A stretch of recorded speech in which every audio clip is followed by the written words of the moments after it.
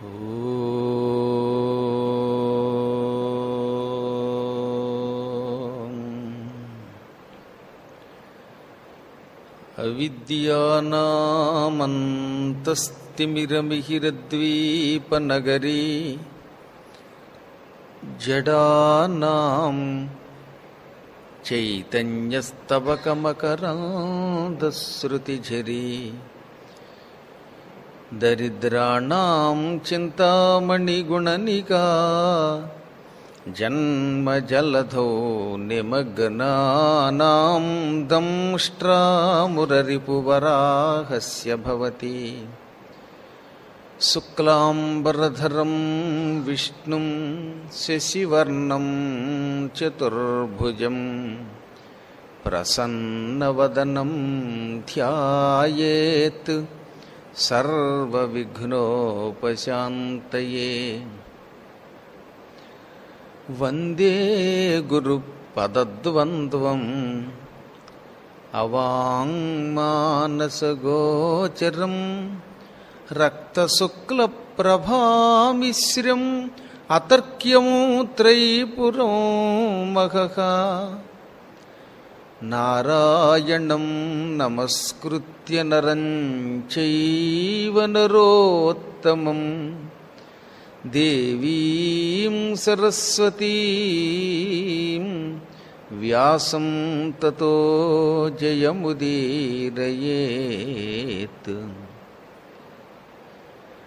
కూజంతం రామ రామేతి మధురం మధురాక్షరం ఆరుహ్య కవితాశాఖాం వందే వాల్మీకి కోకిలం. ఆంజనేయమతిపాటలాననం కాంచనాద్రికమనీయ విగ్రహం పారిజాతతరుమూలవాసినో భావయామి పవమాననందనం. వైదేహీ సహితం సురద్రుమతలే హైమే మహామంటపే మధ్యే పుష్పకమాసనే మణిమయే వీరాసనే సుస్థితం. అగ్రే వాచయతి ప్రభంజనసుతే తత్వం మునిభ్యః పరం వ్యాఖ్యాంతం భరతాదిభిః పరివృతం రామం భజే శ్యామలం. హనుమంతుడు పైకి లేచినప్పుడు వచ్చిన గాలి ఎటువంటి గాలి? అది మామూలు గాలి కాదు, ప్రభంజనం. ఆ ప్రభంజనానికి చెట్లన్నీ రివ్వున పైకి లేచిపోయాయి, హనుమంతుడు వెంటబడ్డాయి. ఒక ముహూర్త కాలం హనుమంతుడి వెంట ఈ చెట్లు వచ్చాయి. ఈ హనుమంతుడి వెంట వస్తున్న చెట్లు చూడ్డానికి ఎలా ఉన్నాయంటే సైన్యాయివ మహీపతిం. ఒక మహారాజు గారు ముందు పెడుతున్నారు, ఆయన వెనక సైన్యం వస్తున్నట్టుగా హనుమంతుడు ఒక మహారాజు, ఆయన వెనక చెట్లన్నీ సైనికుల్లో వస్తున్నాయి అన్నమాట, ఎగురుకుంటూ గాలికి. అలా కొంత దూరం వెళ్ళాయి. దాంతో కొంతసేపు వెళ్ళాక గాలి వేగం తగ్గుతుంది. ఆ వేగం తగ్గుతున్నప్పుడు చెట్లు కొంచెం దూరం అవుతున్నాయి. మొదట్లో వచ్చినంత వేగం, పైకి లేచినప్పుడున్న వేగం ఆకాశంలో ఉండదు. మీరు ఎప్పుడైనా విమానాన్ని చూడండి, రివ్వును ఒకసారి టేకాఫ్ తీసుకుంటున్నప్పుడు ఉన్న వేగం పైకి వెళ్ళాక తగ్గుతుంది అనమాట. పైన కేవలం ఎగురుడే తప్ప ఈ గాలి ఉండదు. పైకి లేచేటప్పుడు మాత్రం ఒక్కసారి జామ్మని లేస్తుంది. ఆ దెబ్బకి రన్వే అంతా కదిలిపోతుంది ఒక క్షణం. అలాగా ఈ కొండ మీద నుంచి వచ్చిన చెట్లు హనుమంతునితో కొంత దూరం వెళ్ళాక కొంత వేగం తగ్గింది. ఆ వేగం తగ్గుతున్నప్పుడు ఎలా ఉందిట? స్వబంధుమివ బాంధవాహ. మన ఇంటికి వచ్చిన బంధువులతో పాటు బయటకు వచ్చిన బంధువులు క్రమంగా ఏం చేస్తారు? ఇక వెళ్ళొస్తాం అని వేగం తగ్గించి నిలబడతారు. అలా నిలబడినట్టుగా ఉందట. ఇక ఈ మహానుభావుడు ఇంకా ఇంకా ఇంకా వేగంతో విజృంభించి ముందుకు పోతూ ఉంటే క్రమంగా ఈ చెట్లు వేగం తగ్గి నీళ్లల్లో ఢామ్ ఢామ్ అనే శబ్దంతో పడిపోయాయి. నీళ్లల్లో పడిపోతున్న ఈ చెట్లు ఎలా ఉన్నాయి అంటే, బంధువులారా ఇక మీరు వెళ్ళి రండి అని ఇంటికి వచ్చిన వాడు వీధిలోకి వచ్చి వాళ్ళని వెనక్కి పొమ్మంటే వదలలేక తమ బంధువుని వెనక్కి వెళ్ళిపోతున్న బంధువుల్లాగా ఈ చెట్లన్నీ నీళ్లలో పడిపోయాయి. ఎంతసేపు పెడతారండి? మీ ఇంటికి ఎవడన్నా చుట్టం వచ్చాడు, వీధిలోకి ఒక 1/2 కిలోమీటర్ నడుస్తారు కానీ బస్ స్టాండ్ వరకు నడిచి వెళ్ళలేరు, ఓపిక ఉండదు. వెళ్ళి రండి ఎండగా ఉంది అని వెనక్కి వెళ్ళిపోతాం. బంధువులని సాగనంపి వెళ్ళిపోతున్న బంధువుల్లాగా ఈ చెట్లన్నీ నీళ్లలో పడిపోయాయి. ఆ పడిపోతున్నప్పుడు కూడా ఈ చెట్లన్నిటికీ మంచి పువ్వులు ఉన్నాయి. ఈ పువ్వులన్నీ గాలికి పడిపోయే ముందు కొంత జలజల రాలుతున్నాయి. రాలిపోతున్న పువ్వులతో ఉన్న ఇవన్నీ ఎలా ఉన్నాయి అంటే, మహావేగముగా వెడుతున్నటువంటి హనుమంతుని వాయు వేగమునకు తట్టుకోలేక రాలిపోతున్నాం. ఆకాశం నుంచి ఉల్కలు రాలిపోయినట్టుగా రాలిపోతున్నాం. ఇవన్నీ రాత్రిపూట మేఘంలో నుంచి కింద పడినటువంటి ఉల్కలు అని ఉల్కల్లాగా శబ్దం చేస్తూ పువ్వులన్నీ నీళ్ళ మీద పడిపోయాయి. కాసేపు మొత్తం సముద్రం అంతా పుష్పాలతో నిండిపోయిందట. సర్వం పుష్పమశాతయతి, ఎగిరిపోతున్న చెట్ల మీద నుంచి పువ్వులన్నీ సముద్రంలో పడిపోయి పైకి లేచిపోతున్నాయి. ఇంతలో హనుమంతుడు ఏం చేశాడు, ఇంకా హుమ్మని విజృంభించి పైకి వెళ్ళాడు. ఆ వెడుతున్నప్పుడు తోక ఇలా పైకి లేచింది. ఆ తోక జెండాకరలా నిలబడింది. తోక వృత్తాకారంలో హనుమంతుడిని చుట్టుముట్టింది. హనుమంతుడి వెనకాతల ఈ పిరుదు ప్రదేశాలు ఎర్రగా ఉన్నాయి. పండుకోతులకి వెనక భాగం అంతా ఎర్రగా ఉంటుందిగా, హనుమంతుడి స్పిగ్దేశం కూడా ఆ పిరుదులు కూడా బాగా ఎర్రగా ఉన్నాయి. అది చూడడానికి ఎలా ఉందంటే, ఓ ఎర్రని తోక చుక్క ఓ మంచి తామ్రపాత్రని వెంట పెట్టుకుని దక్షిణం కేసి వెడుతున్నట్టుగా ఉంది. దక్షిణం కేసి తోక చుక్క వెడుతున్నట్టు ఉందన్నారు. ఖేయత నిపతత్యుల్కా హ్యుత్తరాంతాద్వినిశ్రుత, ఒక ఉల్క రాలిపడుతున్నట్టుగా ఓ పెద్ద తోక చుక్క వచ్చినట్టుగా ఉంది. తోక చుక్క ఉత్తరం నుంచి దక్షిణానికి వస్తే దక్షిణం వైపు ఉన్న వాళ్ళకి అపశకునం, అంటే లంకా నగరానికి అపశకునాన్ని కలిగిస్తూ తోక చుక్క పొడిచినట్టుగా ఉందన్నమాట. ఇప్పుడు ఈ తోక మీద నుంచి వస్తున్న ఎర్రని కాంతులతో హనుమంతుడు ఇంకా ఆశ్చర్యకరంగా ఉన్నాడు. ఎలా ఉన్నాడు ఆయన? సూర్య భగవానుడు సాయంత్రం అస్తమిస్తున్నప్పుడు ఎర్రని కిరణాలను ప్రసారం చేస్తున్నాడా అన్నట్టుగా హనుమంతుని వెనక భాగం నుంచి వచ్చిన కిరణములు ఆ సముద్రం అంతా వ్యాపించి ఉన్నాయి. ఒక్కొక్కప్పుడు ఈ మేఘాలలో అటు ఎగిరి ఇటు ఎగిరి వెడుతున్నాడుగా. మేఘాల్లోంచి బయటకు వస్తాడు, మళ్ళీ లోపల కడతాడు, మేఘాల్లోంచి బయటకు వస్తాడు, లోపల కడతాడు. మేఘాలు ఆయన ఆవరిస్తున్నాయి. అప్పుడు ఆయన చూడడానికి ఎలా ఉన్నాడంటే, చంద్రుడు సాయంత్రం పూట మేఘాల్లోంచి కనబడి కనబడక, కనబడి కనబడకుండా వస్తున్నట్టుగా ఉన్నాడు. ఆకాశంలో చంద్రుడు ఉంటాడు, మేఘాలు కదులుతున్నప్పుడు ఏమవుతూ ఉంటుంది, చంద్రుడు అక్కడే ఉంటాడు. కానీ ఈ మేఘాలు ఆయన మీద నుంచి వెడుతూ ఉంటే ఒక్కొక్కప్పుడు దృశ్యుడవుతాడు, ఒక్కొక్కప్పుడు అదృశ్యుడవుతాడు. అలా ఉన్నాడు ఆయన. ఇప్పుడు ఈ సముద్ర జలం ఈ హనుమంతుని మహావేగానికి ఇటు ఇటు రెండు వైపులకి లేచిపోయింది. హనుమంతుడు ఎగురుతూ ఉంటే మధ్యలో గ్యాప్ వచ్చేసింది అనమాట. నేల కనబడుతుంది సముద్రం అడుగున. ఈ వైపు చేతిగాలికి ఇటువైపు సముద్రం పైకి లేచిపోయింది ఆకాశానికి, అలా రివ్వున కెరటాలు. ఇటువైపు సముద్రం ఎడం వైపు లేచిపోయింది. మధ్యలో అంతా ఖాళీ. హనుమంతుడి కోసం సముద్రుడు దారిచ్చినట్టుందనమాట. ఇప్పుడు ఇంతవరకు నీరుంది గనక నీటి కింద పెద్ద పెద్ద తిమింగలాలు, మొసళ్ళు, పెద్ద సొరచేపలు, చిన్న చేపలు, తావేళ్లు ఇవన్నీ అడుగునున్నాయి. ఇప్పుడు నీరు ఇటు ఇటు పైకి లేచింది కాబట్టి ఇప్పుడు నీరు లేదు, కింద కనబడిపోతున్నాయిట అడుగునున్నటువంటి మొసళ్ళు, తిమింగలాలు. అంటే ఎంత వేగంగా ప్రయాణం చేస్తున్నాడో ఆలోచించండి ఆయన. మొత్తం నీరు ఇటు ఇటు చిమ్మి అడుగున నేల కనబడి ఆ నేల మీద ఉన్న పెద్ద పెద్ద తిమింగలాలు అవన్నీ కనబడుతున్నాయి. అవన్నీ ఎలా ఉన్నాయంటే, తిమినక్ర ఝషా కోర్మాహ దృశ్యంతే వివృతాస్తదా వస్త్రాపకర్షణేనేవ శరీరాణి శరీరిణాం. ఎవరైనా మగ ఆడ పంచ చీర కట్టుకుని బయటకు వెడుతూ ఉంటే పెద్ద గాలి వేస్తే అప్పుడు ఆ పంచెలా పైకి లేచిపోతే ఎలా అయితే వాడి యొక్క నగ్న శరీరం కనబడుతుందో, వస్త్రములు ఎగిరిపోయినప్పుడు లోపలున్న శరీరం కనబడినట్లుగా సముద్ర జలమంతా ఈ హనుమంతుని మహాబలమునకు ఇటు ఇటు ఆకాశానికి లేచిపోగా అడుగునున్న దృశ్యం కనబడుతోంది. ఒక శరీరం వస్త్రం లేకుండా ఉన్నట్టుగా కనపడింది. దాంతో అడుగునున్న ఈ తిమింగలాదులన్నీ చాలా విచిత్రంగా కనబడ్డాయి. వాటికి కొంచెం భయం కూడా వేసింది. పైనుంచి ఎవరైనా ఎగురుతున్నారేమో, మింగేస్తారేమో, ఏ గరుత్మంతుడైనానేమోనని. గరుత్మంతుడికి ఆకలి ఎక్కువ కదా, ఇవన్నీ లటుక్కుని పట్టుకుపోతాడు ఆయన. ఆయనకి ఆకలి ఓ పట్టాన్ని తీరదు. అందుకని ఎక్కడ మింగుతాడో అని అవి భయపడుతున్నాయి. ఇంకో తమాషా కూడా జరిగింది. ఇప్పుడు ఈ సముద్రం అంతా పైకి లేచిపోగానే అడుగున పాతాళ లోకంలో ఉన్న పాములు కొన్ని ఉన్నాయి. మహాసర్పాలవి, ఎర్రగా నల్లగా తెల్లగా గోధుమ వర్ణంలో ఉన్న రకరకాల పాములు, 100 పడగలు, 1000 పడగలు, 110 పడగలు, 105 పడగలు, 101 పడగలు, 2 పడగలు, 3 పడగలు, ఒకే పడగ, ఇంతంత పడగలు కలిగిన విశాలమైన సర్పాలన్నీ అడుగు దాక్కుని ఉన్నాయి. ఇప్పుడు ఈ హనుమంతుడి దెబ్బకి సముద్రం లేచిపోయింది, పాములు కనబడుతున్నాయి. అవి ఉలిక్కిపడి పైకి చూశాయి. పైన ఎగురుతున్న వారు ఎవరా అని చూస్తే హనుమంతుడు కనబడ్డాడు.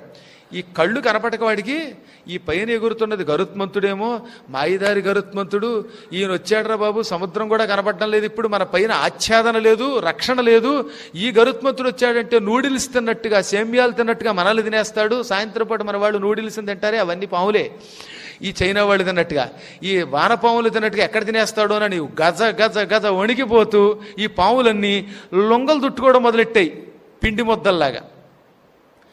ఇలా హనుమంతుడు కాసేపు హనుమంతుడు కాదు సుపర్ణుడేమో అనుకున్నట్టుగా కనపడ్డాడు. ప్లవమానం సమీక్ష్యాత భుజగాహ సాగరాలయా వ్యోమ్నితం కపిశార్దోలం సుపర్ణ ఇతి మేనిరే.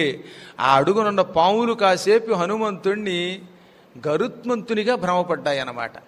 ఇప్పుడు హనుమంతుడు ఎగురుతూ ఉంటే 10 యోజనముల పొడవున్నది నీడ, 30 యోజనముల వెడల్పున్నది వెడల్పు, పొడుగు వెడల్పుతో నీడ. నీడ ఎప్పుడు చాలా ఎక్కువగా ఉంటుంది. అందులో ఈయన ఆకాశంలో బాగా పైన ఎగురుతున్నాడేమో, దాంతో 10 యోజన విస్తీర్ణ, 10 యోజనములు 80 మైళ్ళ పొడుగుంది.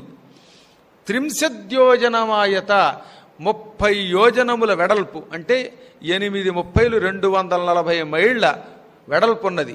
పొడవు ఇంటూ వెడల్పు అయితే వైశాల్యం. అంటే ఆయన శరీరము మీద నుంచి నీళ్లల్లో పడిన సంధ్యా సమయం కాబోతోంది కాబట్టి నీడ బాగా పొడుగ్గా పడిగింది. అది ఎలా ఉందన్నమాట, 80 ఇంటూ 240 చదరపు మైళ్ళ విస్తీర్ణపు నీడ పడింది ఆ సముద్రంలో. అటువంటి ఆ నీడ కూడా ఛాయా వానరసింహస్య జలే చారుతరాభవత్, అందంగా ఉంది నీడ. నీడ అంత అందంగా ఉండదు, కానీ హనుమంతుని రూపం ఎంత అందంగా ఉందో నీళ్లల్లో ఆయన నీడ కూడా అంత అందంగానే ఉన్నది. మహానుభావులు ఎలా ఉన్నా అందంగానే ఉన్నట్టుగా ఉంటారు. ఈ విధంగా చంద్రుడిలాగా మేఘాలలో ప్రవేశిస్తూ అరుచుకుంటూ వెళ్ళిపోతూ ఉంటే పైన నుంచి దేవతలు, గంధర్వులు, సిద్ధులు చూచి ఈ చరాచర జగత్తులో సీతాన్వేషణ అనే ఒకానొక అసాధ్య కార్యాన్ని తలపెట్టిన మహానుభావుడు నువ్వే. ఆత్మజ్ఞానాన్ని వెతకడం ఎంత కష్టమో సీతని వెతకడం అంత కష్టం. ఆ పనికి నువ్వు మాత్రమే సంసిద్ధుడివయ్యావు, నీకు జయం కలుగుగాక అని పైనుంచి గంపలకి గంపలు పూల వర్షం కురిపించడం మొదలెట్టారు. మందార పుష్పాలు, పారిజాత పుష్పాలు, ఇటువంటి పుష్పాలన్నీ పైనుంచి హనుమంతుడి మీద పూశారు. వవర్షు పుష్పవర్షాన్ని దేవగంధర్వ దానవా, అంటే దానవులు కూడా ఉన్నారట అందులో. దేవతలు, గంధర్వులు, దానవులు అందరూ కూడా పూల వర్షం కురిపించారు హనుమంతుడి మీద. ఆయన పొగడ్తలనేం పట్టించుకోవట్లేదు, పూలు వేశారు వేయలేదు అవన్నీ కావాలా? మహాత్ములకి పని అవ్వడం ముఖ్యం తప్ప మెళ్ళో దండ వేశారా వేయలేదా ఇవన్నీ ఎందుకు పట్టించుకుంటారు? ముఖ్యం కార్యక్రమం. అందుకని అవేం పట్టించుకోకుండా రామ రామ అనుకుంటూ వెళ్ళిపోతున్నాడు. ఇలా ఆకాశంలో హాయిగా ఎగిరిపోతున్న హనుమంతుడిని చూచాడు సముద్రుడు. ఆయనకి చాలా గొప్ప కోరికే కలిగింది. ఇక్కడి నుంచి విఘ్నం అంటారు దీన్ని. ఒక వ్యక్తి భగవత్ సాక్షాత్కారం పొందాలి అని ఒక సంకల్పం చేస్తే ఆ సంకల్పాన్ని అడ్డం కొట్టడానికి 4 ఇబ్బందులు వస్తాయి. అందులో ఒకటి ఆత్మీయుల పరీక్ష, రెండవది దేవతల పరీక్ష, 3 రాక్షస పరీక్ష, 4 విభ్రాంతి. ఈ 4 దాటితే 5వది దుఃఖం, ఇది వస్తుంది. ఈ 5 దాటితే అప్పుడు జీవ సాక్షాత్కారం, తానెవరో తెలుస్తుంది. తానెవడో తెలుసుకోవాలంటే ఇప్పుడు హనుమంతుడు అమ్మవారిని చూడడానికి బయలుదేరాడు, సీతని. అంటే యోగ పరిభాషలో తన ఆత్మ అంటే ఏమిటి, నేనెవరినో తెలుసుకోవడానికి బయలుదేరాడు. బయలుదేరితే ముందు ఏం చేస్తారు? ఆత్మీయులు పరీక్షిస్తారు. అనగా ఉదాహరణకి మీరే ఎవరైనా ఏకాదశి నాడు ఉపవాసం ఉందాం అనుకుంటే భగవత్ సాక్షాత్కారం కోసం శాస్త్ర ప్రకారంగా ఏకాదశి నాడు ఉపవాసం ఉండాలని ఏ మనిషో మగవాడో ఆడవాళ్ళో అనుకున్నారు. ముందు చుట్టాలు ఏం చేస్తారన్నమాట, మొగుడు అంటాడు ఎందుకు వచ్చిందే ఉపవాసం, నీరసంతో కళ్ళు తిరిగిపోతే వద్దురా మాట అంటాడు. లేదా పతివ్రతలేని భార్యలు అయితే భర్తని ఏమండో వద్దండి, ఉపవాసం ఉండొద్దండి, నీరసం వస్తుంది, చచ్చిపోతాను, మళ్ళీ రేపు పొద్దున డ్యూటీకి వెళ్ళలేరండి అంటుంది. ఇప్పుడు వీళ్ళు ఏం చేయాలన్నమాట, సహజంగా మొండిగా ఉండాలి. ఎంత కాదనుకున్న భార్య భర్తనో భర్త భార్యనో బతిమాలితే కొంచెం కక్కుర్తి పడతారు. అక్కడ ఆత్మీయుల విఘ్నం అంటారు దీన్ని. మొట్టమొదట ఏదైనా సాధకుడికి ఇంట్లోంచే వస్తుందన్నమాట. అప్పుడప్పుడు ఇంట్లో వాళ్ళు వద్దని అనరు, కానీ కటిక ఉపవాసం ఎందుకు, కాసిన ఆవు పాలు పుచ్చుకోవచ్చు, ఆవు పాలు ఒక బిందుడు తగేసి ఈ పూట ఏకాదశికి ఉపవాసం ఉండి అంటారు. పాప ఇదిగో మన గో సంరక్షణ సమితిలో పాప నాకు పట్టుకొస్తూ ఉంటుందో బంగారు తల్లి, మంచి నామం పెట్టుకుని ఈ చక్కగా పవిత్రంగా ఉంటాయి. ఇంక వీడేం చేస్తాడనమాట, ఓహో ఏకాదశి నాడు పాలు తాగొచ్చని ఆవిడ చెప్పిందిగా, పాలు తాగితే నష్టం ఏమిట్లే అని ఓ బిందుడు పుచ్చుకుంటాడు. పాలు తాగాక మళ్ళీ ఏముంటుంది, పర్వాలేదు పాలే తాగారు కదండి, కొంచెం ఉప్పుడు పిండి కూడా తినచ్చండి అంటుంది. ఓ 4 కేజీలతో రవ్వ పట్టుకొచ్చి అందులో కాస్తంత ఏదో మంచి మినప్పప్పు అవి వేసి చట్నీ గిట్నీ వేసి ఆ మాత్రం పెడితే పిండి తినచ్చు, అన్నం తినకపోయినా పర్వాలేదులే అని చెప్పారు కదా ధర్మ సందేహాల్లో అని మొదలెడతాడు. ఇక పిండి తిన్నాక ఎలాగో పిండి తిన్నాం కదా మిగతా తిండికి నష్టం అని ఇది మొదలెడతాడు. చివరికి ఏకాదశి పోతుంది, ఉపవాసం పోతుంది, అధిక వాసం మిగులుతుంది. అంటే ఆత్మీయుల పరీక్ష చాలా ప్రమాదం.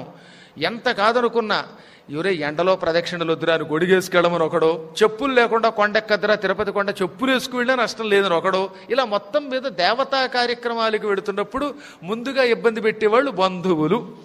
ఈ బంధువుల్ని వదిలించుకుంటే ఆ తర్వాత దేవతలు పరీక్షిస్తారు. అమ్మో దేవతలు చాలా పరీక్షిస్తారు. ఇప్పుడు తిరుపతి కొండెక్కాలనుకునే లోపు వాడు పరుసుపోతుంది దేవతల పరీక్ష వల్ల. దాంతో వీడు చిచ్చి కొండెక్కుదాం అనుకున్నాం, పరుసుపోయిందని నీరసంగా ఇంటికి వస్తాడు. పరుసు ఎలాగో రాదు, కానీ దైవ దర్శనం కూడా పోతుందన్నమాట. ఆ దేవతల పరీక్షలు చాలా విచిత్రంగా ఉంటాయి. చాలా పర్యాయములు అసలు దేవుడికి ప్రదక్షిణ చేసినప్పుడు ఇళ్లలో గొడవలు అవుతాయి, లేదా అభిషేకం చేసి వచ్చిన రోజున ఏదో ఒక ఇబ్బంది కలుగుతూ ఉంటుంది. ఆ ఇబ్బందుల్లోంచి బయటపడాలి. ఇది దేవతలు మనల్ని పరీక్షిస్తున్నారు అని గ్రహించాలి. అందులోంచి కూడా బయటపడితే రాక్షస పరీక్ష బాగా భయంకరంగా ఉంటుంది. రాక్షస పరీక్ష శత్రువులు వచ్చి చితక్కొట్టి పారేస్తారు, నానా ఇబ్బందులు పడుతూ ఉంటాయి, చుట్టుపక్కల వాళ్ళతో తగాద వస్తుంది, అరుపులు వస్తాయి, గందరగోళాలు వస్తాయి. అందులోంచి కూడా బయటపడితే అప్పుడు వీడికి భ్రాంతి కలుగుతుంది. భ్రాంతి అంటే ఏమిటనమాట, కొంతకాలం తపస్సు చేయగానో, కొంతకాలం పురాణాలు చదవగానో, ఉపాసనలు చేయగానో చిన్ని చిన్ని మహిమలు వస్తాయి. ఈ మహిమలతో వీడు ఏమంటాడనమాట, ఎవరికైనా పరుసుపోతే నీ పరుసు 4 రోజుల్లో దొరుకుతుంది ఫలానా తోట అంటాడు. వాడికి అది నిజం అవుతుంది. ఇంకేముంది, వాడు మా గురువు గారు దేవుడు అంటాడు. వీడు నేను నిజమే సిద్ధించాయి, నేను ఏదంటే అది అయిపోతుంది అనుకుంటాడు. ఈపిచ్చాడు 4 రోజులు ఈ జనం చెక్క భజన చేయగానే, భజన చేయటం మీ ధర్మం, కానీ ఈ అజ్ఞాన భజనలో పడకూడదు సుమా. ఎట్టి పరిస్థితుల్లో మహాత్ములు సాధకులు కొంచెం కొంచెం మహిమలు వస్తున్నప్పుడు, సాధన ఫలిస్తున్నప్పుడు ఎవ్వరి యొక్క ప్రశంసలకి లొంగరు. తుల్య నిందాహ స్తుతిర్మౌని సంతుష్టో ఏనకేన చిత్ అనికేత స్థిరమతి బుద్ధిమాన్ మే ప్రియో నరహ అని భగవద్గీతలో అందుకు చెప్పాడు. జ్ఞానులు ఎప్పుడు ప్రశంసించినా ఒకటే, తిట్టినా ఒకటే.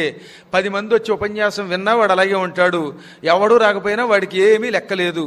ఇతరుల యొక్క ప్రశంసలు నిందల కోసం ఆలోచించకూడదు. కానీ సహజంగా ఎప్పుడైతే వీడు ఆశీర్వదిస్తూ ఉంటే అవతవాడికి పనులవుతూ ఉంటాయో అప్పుడు వాడు దేవుడు అయ్యా, నువ్వు చెప్పావు మా అమ్మాయి పెళ్ళయింది, నువ్వు చెప్పావు గనక ఇల్లు వచ్చింది, నువ్వు చెప్పావు గనక ఉద్యోగం వచ్చింది అని పొగిడారో అప్పుడు లొంగకుండా ఉండాలి. లొంగాడంటే ఇంక మళ్ళీ వెనక్కి వచ్చేస్తాడు. నిజంగానే నా సాధన ఫలించేసింది, ఇంకేముంది నాకు మహిమలు వచ్చాయి, నేనే దేవుణ్ణి అని వీడు పెద్ద గడ్డం తగిలించుకుని వీడు ఆశ్రమం పెట్టుకుని జాయ్ చక్రాంతక్ అన్నాడా, నీ చక్రాంతక్ అయిపోతాడు చివరికి. అది ప్రమాదం. అక్కడ చాలా జాగ్రత్తగా ఉండాలి. ఎక్కువ మంది భ్రష్టులు అయిన వాళ్ళు ఇక్కడ అన్నమాట. 4వ చోట ఆత్మీయ పరీక్ష, దేవతా పరీక్ష, రాక్షస పరీక్ష అయ్యాక భ్రాంతికి మాత్రం గురవ్వకూడదు. పూర్వం ఒక మహానుభావుడు ఉండేవాడు. ఆయనకి శాకలుడు అని పేరు, చాలా గొప్పవాడు అనమాట. ఆయనకే మంకణుడు అని కూడా పేరు. ఈ మంకణుడు అనే ఒక మహర్షి ఒక రోజున అడవిలో తపస్సు చేస్తూ ఉండగా చేతికి ఒక దర్భ గుచ్చుకుంది, చెయ్యి చీరుకుపోయింది. అందులో నుంచి రక్తం బదులుగా కూరగాయల రసం వచ్చింది. తోటకూర పిండితే తోటకూర రసం వస్తుంది, కాకరకాయలు నొక్కితే అందులో కాకరకాయ రసం వచ్చినట్టుగా ఇతని శరీరం నుంచి కూరగాయల రసం, శాఖ రసం వచ్చింది. అప్పుడు వీడు ఆశ్చర్యంతో, అమ్మ నేను మోక్షం పొందేశాను, నేను సాధకుడిని అయిపోయాను, దేవుణ్ణి అయిపోయాను. ఎందుకంటే తపస్సు చేసినప్పుడు వాడికి ఆ తపస్సు సిద్ధిస్తే శరీరంలో రక్తం పోయి రక్తం బదులు కూరగాయ రసం వస్తుంది అని మంత్రశాస్త్రం చెబుతోంది. నా శరీరం తెగింది, అందులో నుంచి కూరగాయ రసం వచ్చింది కాబట్టి నా తపస్సు సిద్ధించింది అని వెంటనే డామ్ ఢీమ్ అని ఎగరడం నృత్యం మొదలెట్టాడు, డిస్కో డ్యాన్స్. దాంతో భూమండలం కదిలిపోయింది, భూకంపం వచ్చింది. దేవతలు కంగారుబడి శివుడి దగ్గరికి వెళ్ళి, పరమేశ్వర, మంకణుడు అనే ఒక ఋషి భూలోకంలో నృత్యం చేస్తున్నాడు, వాడి బరువుకి భూమి కదిలిపోతోంది, భూకంపం వస్తోంది, నేపాల్ అంతా కూలిపోతోంది, వాడి కాస్త నృత్యం ఆపండి అన్నారు. దాంతో శివుడు ఏం చేశాడు, ఒక జంగమదేవర వేషం వేసుకుని, సాధువు వేషం వేసుకుని వచ్చి వీడు ఎదురుగుండా నిలబడి, ఏమాయ్ ఎందుకు నృత్యం చేస్తున్నావు అన్నాడు. అనగానే, అదేమిటండి నా శరీరము తెగింది, ఇదిగో చూచారా ఈ వేలులో నుంచి రక్తం బదులుగా కూరగాయల రసం వచ్చింది, కూరగాయలు కాబట్టి నా శరీరం అంతా తపస్సుతో నిండిపోయింది. ఇది మానవ శరీరం కాదు, దేవ శరీరం, నేను తపస్విని, జ్ఞానిని అన్నాడు. ఓహో, కూరగాయ రసం వస్తే ఎంత నృత్యం చేసి లోకాలన్నీ అలకలోలం చేయాలా అని వెంటనే ఈయనేం చేశాడు, ఇలా కొట్టాడు చేత్తో. వెంటనే ఆ చేతిలోంచి బూడిద రాలడం మొదలెట్టింది. ఈయన కొట్టడం ఆపేసిన ఆ చేతుల్లోంచి ఆకాశం మీద నుంచి రాలిన బూడిద మొత్తం ఈ మంకణుడి యొక్క ఆశ్రమం అంతా ముంచేసింది. అందులో మంకణుడు ఇక్కడ దాకా కూరుకుపోయాడు, ఇంకా వచ్చేస్తోంది విభూతి. దాంతో ఈయన కంగారు పడి, బాబోయ్ ఆ విభూతి ఆపు, లేకపోతే నేను ములిగి తెచ్చేటట్టున్నాను అన్నట్ట. అప్పుడు శివుడు నవ్వి, చూసావా, ఒక దెబ్బ కొడితే ఈ భూమండలం అంతా ములిగిపోయేంత విభూతి రాగలదు నా చేతుల్లోంచి, కానీ నేను నీకు మళ్ళీ డ్యాన్స్ చేయటంలా. మన శక్తులు లోకోపకారానికి, నువ్వు ఇంత పెసరు సిద్ధి సాధించానని ఎగిరి గంతులేసి అహంకరించడం వల్ల నీ తపశ్శక్తి మళ్ళీ మామూలు పోయింది. అన్నిటికంటే అహంకారం ప్రమాదం, నీకు ఉన్నది భ్రాంతి, ఇంకా చాలా తపస్సు చెయ్యాలి అని అప్పుడు శివుడు నిజరూపం చూపించాడు. దాంతో వాడు పశ్చాత్తాపం పొందాడు. ఇది మహాభారతంలో శాంతి పర్వంలో భీష్ముడు చెప్పిన అపూర్వమైన కథ. కాబట్టి మనం దృష్టిలో పెట్టుకోవాల్సింది ఏమిటనమాట, ఆత్మీయ పరీక్ష, దేవతా పరీక్ష, రాక్షస పరీక్ష నెగ్గాక చిన్న చితక మహిమలకి భ్రాంతి వస్తుంది. ఆ భ్రాంతికి మాత్రం లొంగకూడదు. అది గడిచాక అప్పుడు ఆత్మ సాక్షాత్కారం అవుతుంది. అదే సీతా సాక్షాత్కారం. ఇప్పుడు సుందరకాండలో చూడండి, హనుమంతుడు బయలుదేరాడు. ముందు ఆత్మీయులు సముద్రుడు మైనాకుడిని పంపాడు విశ్రాంతి కోసం, ఆయన లొంగలేదు. తర్వాత దేవతలు సురసని పంపారు, దేవ పరీక్ష, దానికి లొంగలేదు. మూడవది రాక్షస పరీక్ష, సింహిక వచ్చింది, సింహికని చంపాడు, లొంగలేదు. నాలుగవది మొత్తం అంతా వెతికాడు సీత కోసం, సీత కనబడలేదు, కానీ మండోదరి కనబడింది. మండోదరి అంటే భ్రాంతి, దానికి లొంగాడా, మళ్ళీ జ్ఞానంతో ఆ భ్రాంతిలోంచి బయటకు వచ్చాడు.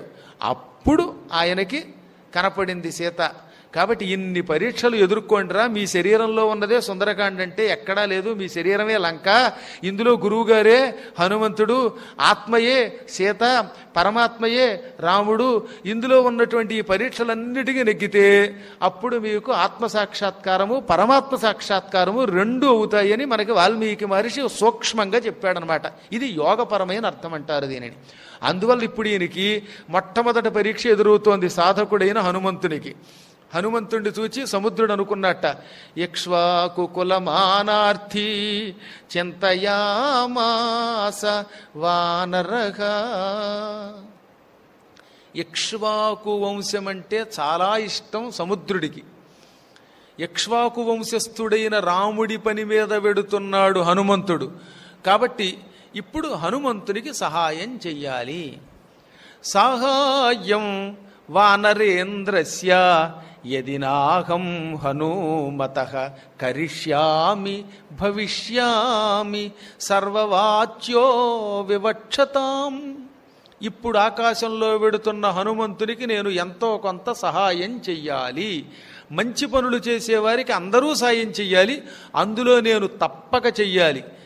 నేను హనుమంతునికి ఇప్పుడు సాయం చెయ్యకపోతే ప్రపంచమంతా నన్ను వేలెత్తి చూపిస్తుంది, నాకు అప్రతిష్ట వస్తుంది, అందరూ నన్ను తిడతారు. ఎందువల్ల, అసలు సముద్రుడికి పూర్వం ఇంత శరీరం లేదు. సముద్రం అంటే ఇవాళ ఉన్నంత సముద్రం కాదు, పూర్వకాలంలో చిన్న పిల్లకాలంలో ఉండేది ఇంత చేసి దాని బతుకు. తెలుసునా మీకు? పూర్వం ఒకానొకప్పుడు అగస్త్య మహర్షి సముద్రం దగ్గరికి వెళ్ళి మొత్తం సముద్ర జలమంతా ఓం కేశవాయ స్వాహ అని చేతిలోకి లాగి గుట్టుకుని తాగేశాడు. ఇంకా రెండోసారి నారాయణాయ స్వాహ మాధవాయ స్వాహ లేదు, ఒక గుటక్కే తాగాడు మొత్తం. దాంతో సముద్రం అంతా ఎండిపోయింది, భూమి చుట్టూ ఇసుక పర్ర మిగిలింది. అప్పుడు సముద్రం లేక దేవతలంతా గిజగిజలాడారు. అసలే అంతకు పూర్వం సముద్రుడు చాలా చిన్నవాడు, ఆ ఉన్న సముద్రం అగస్త్యుడు తాగాడు. ఇప్పుడు అది కూడా దేవతల పని మీదే తాగాడండి ఆయన, రాక్షస సంహారం కోసమని తాగాడు. అదంతా పెద్ద కథ ఇప్పుడు మనకు అక్కర్లా. కానీ ఇప్పుడు సముద్రం లేకపోతే భూమి నాశనం అయిపోతుంది. భూమి చుట్టూ జలం ఉండాలి, ఆ జలం ఆవిరవ్వాలి, ఆవిరై మేఘం అవ్వాలి, మేఘం మళ్ళీ చల్లగాలికి వర్షించాలి, ఆ వర్షించిన వర్షం భూమి మీద పడి నదులుగాను చెరువులుగాను సరస్సులుగాను భూగర్భ జలంగాను వర్తిల్లాలి. అలా ప్రవర్తిల్లితేనే ఈ భూమి మీద సస్యశ్యామలమయ్యమయ్యి ప్రజలు బతుకుతారు, యజ్ఞాలు చేస్తారు, సుఖంగా ఉంటారు, పాడి ఉంటుంది, పంట ఉంటుంది. ఈ పాడి పంట లేకుండా నీరు లేకపోతే తంట వస్తుంది గనక మళ్ళీ సముద్రుడు సంపూర్ణుడవ్వాలి అని కోరారు. అలా ఎంత కోరుకున్నా ఎవరి వల్ల అవల, చిట్ట చివరికి ఇక్ష్వాకు వంశస్థుల వల్ల అయ్యింది. ఒకప్పుడు సగరుడు అని ఒక చక్రవర్తి ఉండేవాడు. ఆయన వాళ్ళమ్మ కడుపులో ఉండగా సవతి తల్లులు మేమందరము గర్భవతులం కాం, మాకు పిల్లలు లేరు, ఈ మా సవతి మాత్రమే ఇప్పుడు గర్భవతిగా ఉంది. ఈవిడ పిల్లవాడికి అందంటే భవిష్యత్తులో అయోధ్య సింహాసనం వాడికి వస్తుంది. ఎంతమంది భార్యలం మా భర్త కొండగా మాకెవరికి పిల్లలు లేక మాకెవరికి రాజ్యార్హత లేక ఈవిడొక్కడికి కొడుకు పుట్టి ఆ కొడుకు సింహాసనం ఎక్కితే మేము ఆవిడ దగ్గర చేతులు కట్టు కూర్చుంటామా? కాబట్టి మాకు పిల్లలు లేరు గనక మా సవతికి కూడా పిల్లలు ఉండకూడదనుకుని ఇదిగో ఈ సగరుడి తల్లికి విషం పెట్టారు చంపడానికి. అన్నంలో విషం కలిపి పెట్టేశారు. విషం తిరగానే ఆవిడ చావల, అదృష్టవంతురాలు. ఆ విషంతో పాటు పిల్లవాడిని కనేసింది. అదే యోగం అంటారు. కొంతమంది చద్దామని విషం తాగినా అది కూడా వాళ్ళకి మేలే చేస్తుందిట. ఆవిడకి వెంటనే ప్రసవం అయ్యింది. ప్రసవంలో పిల్లవాడితో పాటు రక్తం వస్తుంది. ఆ రక్తంతో పాటు విషం కూడా పుట్టింది. గరము అంటే విషం. స గరేణ జాయతే ఇతి సగరహ అంటే విషముతో పుట్టాడు, గరముతో పుట్టాడు గనక సగరహ. స అనే శబ్దమునకు ఇంగ్లీష్లో విత్తు, తెలుగులో తో అని అర్థం. అందుకే మనం గోత్రం చెప్పేటప్పుడు ఏం చెప్తాం? శ్రీవత్స సగోత్ర అంటే శ్రీవత్సం అనే గోత్రముతో కూడినవాడు. ఉత్తప్పుడు అలా చెప్పకూడదు, సంకల్పంలో అలా చెప్పాలి తప్ప. నీదే గోత్రం? శ్రీవత్స గోత్రం అనాలి. శ్రీవత్స గోత్రం అంటే వాడికి భాష రాని చవట అని అర్థం. నేను చెప్పలా, వ్యాసుడు అన్నాడు, వాళ్ళు నా మీద పడకండి, ఇది నియమం. కానీ మనం తెలియకే కౌండిన్యస గోత్రం లేకపోతే ఇంకేదో హరితస గోత్రం అని చెప్పకూడదు. హరిత గోత్రం, స అంటే కూడిన. అందుకని సంకల్పంలో హరితస గోత్రోద్భవ, హరిత అని పేరు కలిగిన గోత్రముతో కలిగిన వాణ్ణి నేను అని అర్థం అన్నమాట. ఇప్పుడు ఆయన స గరము, గరముతో పుట్టాడు గనక సగరుడు అని పేరు వచ్చింది. ఆయన పుట్టాక తన పరాక్రమంతో అయోధ్య నగరాన్ని తిరిగి ఆక్రమించుకొని పరిపాలించాడు. ఆ మహారాజు గారికి 2 భార్యలు. అందులో పెద్ద భార్య, ఏమండి నాకు 10,000 మంది 16,000 మంది కొడుకులు కావాలండి అంది. ఆయన అన్నాడు, నీకు 16,000 మంది కుదరదు, ధర్మశాస్త్ర ప్రకారంగా నాకు 1 కొడుకు లేక 60,000 మంది కొడుకులే అని బ్రహ్మ అన్నాడు. కాబట్టి నాకు 2లో ఏదో ఒకటే కోరుకుంటే అది ఇవ్వగలుగుతాను, ఏం కావాలో కోరుకోమంటే. అయితే బ్రహ్మవరం ప్రకారం నాకు 60,000 మంది కొడుకులు ఇవ్వమంది. పెద్ద భార్యకి 60,000 మంది కొడుకులు, ఒక్క కానుపులో 60,000. అది అసలు గిన్నెస్ బుక్ ఆఫ్ రికార్డ్. ఇదేముంది, ఇది పిన్నీస్ బుక్ ఆఫ్ రికార్డ్. అది గిన్నీస్ బుక్ను. 60,000 మంది పుట్టారు. ఇప్పుడు రెండో భార్య అంది, మీకు 60,000 మంది కోరుకుంది ఆవిడ, నాకు ఒకే కొడుకు వంశాన్ని నిలిపేవాడు కావాలి, వాడి వల్ల మన వంశం ప్రసిద్ధికి ఎక్కాలి అంది. తథాస్తు అన్నాడు. ఈ రెండో భార్యకి అసమంజసుడు అని కొడుకు పుట్టాడు. ఈ అసమంజసుడు అనే కొడుకు పుట్టగానే అయోధ్య నగరంలో ఉన్న చిన్న చిన్న పిల్లల్ని పట్టుకుపోయి సరయూ నదిలో పారేయడం మొదలెట్టాట. దాంతో ప్రజలంతా వచ్చి, ఏం అన్యాయం అండి ఇది, మీ అబ్బాయి మీ పెద్ద అబ్బాయి చాలా ఏడిపించేస్తున్నాడు, పుట్టిన వాళ్ళని పుట్టినట్టే చంటి పిల్లల్ని చిన్నపిల్లల్ని ఆటలకి తీసుకెళ్ళి అయోధ్య నగర వాసులందరినీ చాలామందిని సరయూ నదిలో విసిరాడు, వాళ్ళంతా చచ్చిపోయారు, మేము ఏడుస్తున్నాం బాబోయ్ అన్నారు. రాజుగారికి కోపం వచ్చింది. ఒరేయ్ అసమంజస, నువ్వేదో గొప్పవాడివి సమంజసుడు అవుతావు అనుకుంటే అసమంజసుడు అయ్యావురా, గొప్ప కొడుకు పుడతాడని నేను అనుకుంటే దరిద్రుడు పుట్టావా, చిన్నపిల్లల్ని తీసుకెళ్ళి నదిలో పారేస్తావా, నీకు దేశ బహిష్కరణ విధించాను, నా రాజ్యం నుంచి పో అన్నాడు. అప్పుడు వాడు అలాగే నాన్నగారిని చేతులు కట్టుకుని వెంటనే ఆ క్షణమే సరయూ నది దగ్గరికి వెళ్ళి ఆ సరయూ నదిలో అప్పటి వరకు పారేసిన పిల్లలందరినీ నదిలోంచి బయటికి తీసుకొచ్చి వాళ్ళ నాన్నగారికి ఇచ్చి ఆశ్చర్యపరిచాడు. రాజుగారు ప్రజలు తెల్లబోయారు. ఇంతమంది పిల్లల్ని ఎప్పుడో పారేసిన వాళ్ళని ఎలా తెచ్చావురా అంటే, నేను యోగిని, నాకు సన్యాస దీక్షతో తపస్సు చేసుకోవాలనే కోరిక ఉంది, నేను అడవికి వెళ్ళి తపస్సు చేసుకుంటానంటే నువ్వు ఒప్పుకోవు కదా, పెళ్లి చేసుకో పిల్లల్ని కానీ అంటావు, అందుకని నేను కావాలని ఈ పిల్లల్ని అందులో పారేశాను, మీ కోపం వచ్చి దేశ బహిష్కరణ విధించారు, ఒకసారి అన్నమాట మీరు తప్పరో, కాబట్టి నేను అడవికి పోతాను, ఇదిగో పోయే ముందు పిల్లలందరినీ నా యోగశక్తితో మీకు ఇచ్చి వెళ్ళిపోతున్నాను అని ఆ పిల్లలందరినీ అప్పగించి వెళ్ళిపోయాడు మహాయోగి. ఆ వెళ్ళిపోయే ఆయనకి ఒక కొడుకు ఉన్నాడు, అసమంజసుడి కొడుకు, చాలా గొప్ప మహావీరుడు రెండు వాడు కూడా, అంశుమంతుడు అంటారు అతన్ని. ఇప్పుడు రాజుగారు అయ్యో ఒక యోగిని కొడుకుని పాడు చేసుకున్నాను, పోన్లే వెళ్ళిపోయేవాడు ఒక వారసుని ఇచ్చి వెళ్ళాడు అంశుమంతుడిని అని ఆ మనవణ్ణి జాగ్రత్తగా పెంచాడు. ఇప్పుడు రాజుగారికి యజ్ఞములు చెయ్యాలని కోరిక కలిగింది. 100 అశ్వమేధయాగములు చేస్తే వాడికి ఇంద్ర పదవి వస్తుంది. అందుకని ఆయన 99 అశ్వమేధయాగాలు పూర్తి చేశాడు. 100వ అశ్వమేధయాగము కూడా చెయ్యాలి అని ఆ యాగానికి సంబంధించిన గుర్రాన్ని విడిచిపెట్టాడు. అశ్వమేధయాగం చేయడానికి ముందు ఒక గుర్రాన్ని, మంచి గుర్రం, ఆపాదమస్తకం తెల్లగా ఉండి కుడి చెవి మాత్రం తెల్లగా ఎడమ చెవి నల్లగా ఉండాలి. అలాంటి గుర్రాన్ని 1 సంవత్సరం భూమండలం అంతా తిప్పుతారు. ఆ గుర్రం వెనకాతల పరాక్రమం కలిగిన భటులు వెళ్ళాలి. ఎవరైనా ఆ గుర్రాన్ని పట్టుకుంటే వాళ్ళని తన్ని ఆ గుర్రాన్ని విడిపించాలి. అలా విడిపించగలిగితేనే యాగం జరుగుతుంది. గుర్రాన్ని శత్రువులు ఎత్తుకుపోతే యాగం భ్రష్టం. అంటే భూమండలాన్ని జయించేంత పరాక్రమం ఉన్నవాడు మాత్రమే అశ్వమేధయాగం చెయ్యగలడు. అలాంటి పరాక్రమం లేని వాళ్ళు యాగం చేయలేరు. రాజుగారికి 60,000 మంది పరాక్రమవంతులైన కొడుకులు ఉన్నారు కాబట్టి 99 చేశాడు. 100వ అశ్వమేధయాగానికి గుర్రాన్ని వదిలాడు. ఆ గుర్రం వెంట 60,000 మంది కాపలాగా వెళ్ళారు.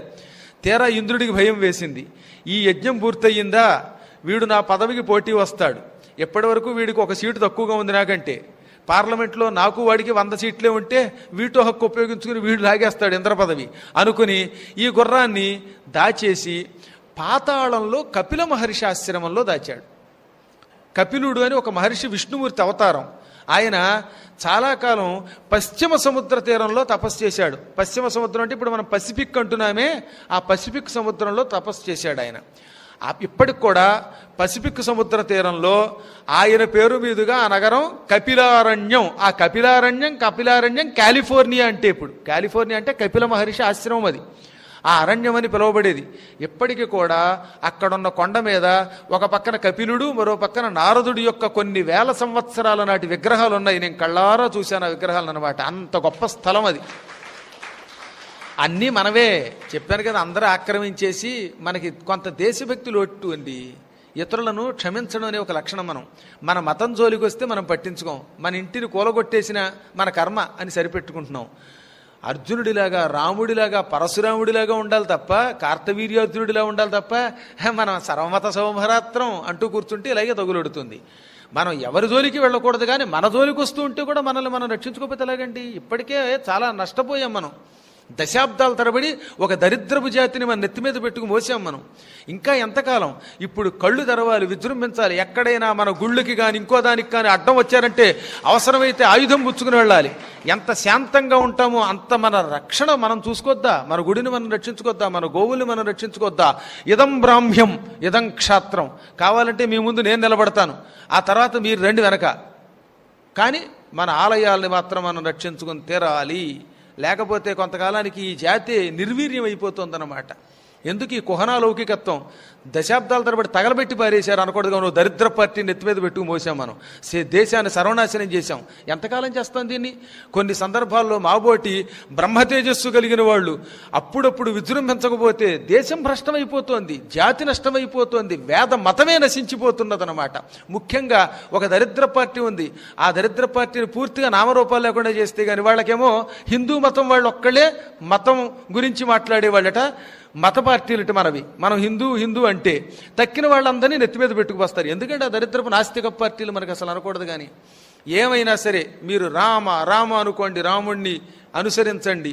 రాముడి ఆలయం నిర్మించడానికి నడుం కట్టుకోవలసిందే ఎవరైనా. ఈ ఒక్కటి మాత్రం చేశామంటే వేదాన్ని నిలబెట్టినట్లే. ఇది శాసనం అనుకోండి, మీకు నచ్చితే తప్పట్లు కొట్టండి, లేదా మానేయండి, అంతే పర్వాలేదు. అంత కపిలారణ్యం దగ్గర నుంచి పాతాళానికి వెళ్ళి పాతాళంలో కపిల మహర్షి తపస్సు చేశాడు. ఆ తపస్సు చేసినప్పుడే అక్కడ నుంచి శివుడి యొక్క లింగం పైకొచ్చింది. అదనమాట ఇప్పుడు మనం కపిల తీర్థం దగ్గర ఉన్న లింగం అంటే పాతాళంలో ఉన్న లింగం పైకొచ్చింది. అప్పుడే ఆ పాతాళ నభస్థలాంత భవన బ్రహ్మాండమా విస్ఫురత్ జ్యోతిస్ఫాటిక లింగ మౌళి విలసత్ పూర్ణేందు వాంతామృతై అస్తో కాప్లుతమేకమీశమనిశం రుద్రాను వాకాన్ స్మరన్ ధ్యాయే దీప్సిత సిద్ధయే ధ్రువపదం విప్రోభిషించే శివం అని దేవతలు ప్రార్థించారు. ఆ కపిల మహర్షి కళ్ళు మూసుకుని సమాధి నిష్టలో యోగనిష్టలో ఉండగా ఇంద్రుడు ఈ యాగాస్యాన్ని పాతాళంలో కపిల మహర్షి ఆశ్రమం దగ్గర ఉన్న ఒక స్తంభమునకు కట్టి వెళ్ళిపోయాడు. పాపం ఈ కుర్రాళ్ళు 60,000 మంది భూమండలం అంతా గుర్రం కోసం వెతికారు. ఎంత వెతికినా ఎక్కడా గుర్రం కనబడలేదు. గుర్రం లేకుండా వెనక్కి వెళ్ళకూడదు, అందుకని కొండలు వెతికి గుట్టలు వెతికి చివరికి ఏం చేశారు, భూమి చుట్టూ తెగ తవ్వేసి గుణపాలతోటి వాటితోటిని ఆ భూమిని ఇలా పోగేశారు.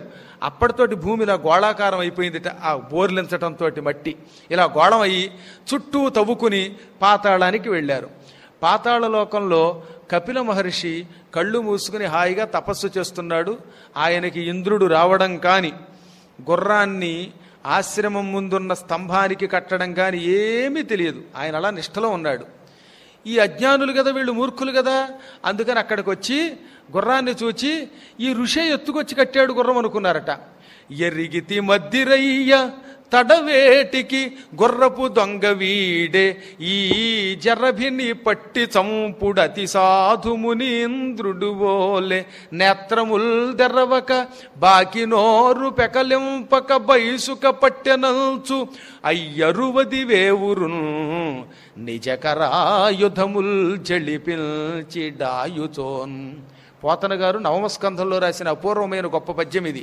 మేం కనిపెట్టాం గుర్రపు దొంగవి నువ్వే, గుర్రమును మాకు తెలియకుండా మా కళ్ళకి అదృశ్య శక్తిని ఏదో ప్రసాదించి ఎత్తుకొచ్చి నీ ఆశ్రమంలో స్తంభానికి కట్టి ఇప్పుడు మళ్ళీ ఏమీ ఎరగనట్లు కపట నాటకంతో తపస్సు చేస్తావా, కళ్ళు మూసుకున్నట్టు నటిస్తావా, ఈ పెద్ద నోరంతా మూసుకుని గొణుగుతూ జపం చేస్తావా? మాకు తెలుసు రోయ్, నీ ఎత్తులు పై ఎత్తులు తెలుసు, నిన్ను విడిచిపెట్టం చీల్చి చంపి చెండాడతామంటూ ఉక్రోషంతో వాళ్ళు కత్తులు పుచ్చుకుని ఆయన మీద దూకారు. ఆయన జుట్టు పుచ్చుకున్నారు. వెంటనే ఆయన కళ్ళు తెరిచాడు. ఆ కళ్ళల్లో నుంచి అగ్నిజ్వాలలు వచ్చాయి. ఆ అగ్నిజ్వాలలతో 60,000 మంది కాలి బూడిదైపోయారు. ఒక్కొక్కడు ఇంతంత బూడిదై కింద పడిపోయారు. ఆ మహానుభావుడికి నిజంగా కోపం రాలేదు, కానీ ఒక మహాత్ముడి జుట్టు పుచ్చుకున్న పాపం వల్ల ఆ పాపమే శాపమై ఆయన కళ్ళల్లో నుంచి అగ్నిగా బయటకు వచ్చి వాళ్ళని కాల్చి బూడిద చేసింది. అందుకే సాధువులకి కోపం రాదు. అపచారం చేస్తే ఒకవేళ వాళ్ళకి మనం ఏదైనా తెలియని పాపాలుతో శిక్ష వేస్తే, వాళ్ళని ఏడిపిస్తే, వాళ్ళని అవమానపరిస్తే అది అలా శాపం అవుతుంది. వాళ్ళు కాలిపోయారు. ఆయన మళ్ళీ కళ్ళు మూసుకుని తపస్సు చేశాడు. ఇప్పుడు ఎప్పటికీ కొడుకులు రాకపోతే సగరుడికి అనుమానం వచ్చి, మనుమడా అంశుమంతుడా మీ పెద్దనాన్నలు ఏమయ్యారో చూసిరా అన్నాడు. ఆయన మొత్తం తిరిగి ఈ భూమిని తవ్వేసి ఉన్న ప్రదేశం చూసి, ఓహో మా బాబాయ్యలంతా తవ్వారు ఈ భూమిని, పాతాళానికి వెళ్ళారని కనిపెట్టి పాతాళానికి వెళ్ళాడు. అక్కడ అన్ని బూడిద కుప్పలు, 60,000 మంది కుప్పలు, ఎవడికి వాడే 1, 2, 3 నెంబర్లు వేసి పెట్టారన్నమాట శవాల గుట్ల మీద. అలా ఉన్నాయి అక్కడ. ఆ బూడిద గుట్టలను చూచి ఎదురుగుండా తపస్సు చేస్తున్న కపిలుడిని చూచి, కపిలుడి పక్కనున్న గుర్రాన్ని చూచి తెలివితేటలతో కనిపెట్టాడు. మా వాళ్ళు అన్యాయంగా ఆయన జుట్టు పట్టుకున్నారు, ఆయన కళ్ళు విప్పుంటాడు, వీళ్ళు బూడిదైపోయారు, వాళ్ళ పాపంతో వాళ్ళే చచ్చిపోయారు. అందుకని దగ్గరికి వెళ్ళి, మహాత్మా కపిల, శ్రీ మహావిష్ణువుకి ఉన్న 22 అవతారాల్లో నువ్వు ఒక అవతారానివి, మహాత్ముడివి, శాంతుడివి, మా వాళ్ళు చేసిన అపచారాన్ని క్షమించి నాకు దర్శనమియ్యి అన్నాడు. ఆయన కళ్ళు విప్పి, నువ్వు బుద్ధిమంతుడివి నాయన, మీ పెద్దవాళ్ళకి ఆ తెలివితేటలుంటే హాయిగా గుర్రం పట్టుకుపోయేవారు, అజ్ఞానంతో నన్ను కొప్పు పట్టుకుని పీకారు, నా కొప్పు పట్టుకుని ఏడవడం అనే పాపంతో వాళ్ళు కాలి బూడిదైపోయారు. ఈ గుర్రం నీదే, పట్టుకుపో.